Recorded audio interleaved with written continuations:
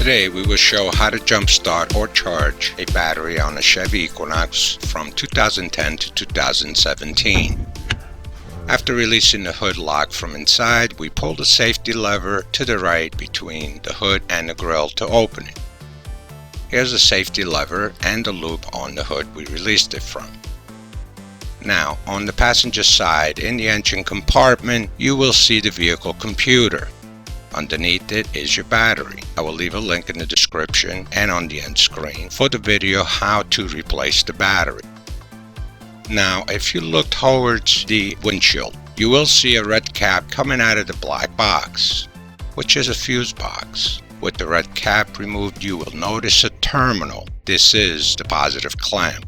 And just past it, notice a threaded bolt with a nut holding a flat plate with the letters G and D and negative sign. This is a ground terminal for the negative clamp.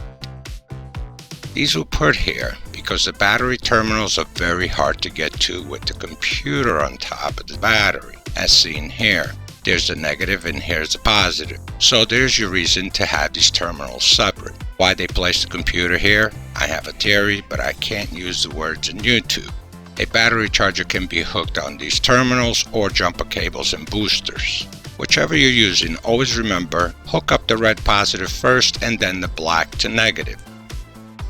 When done, always remove the negative terminal cable first and then the red positive, the same as you would if you were hooking direct to the battery. This will avoid sparking.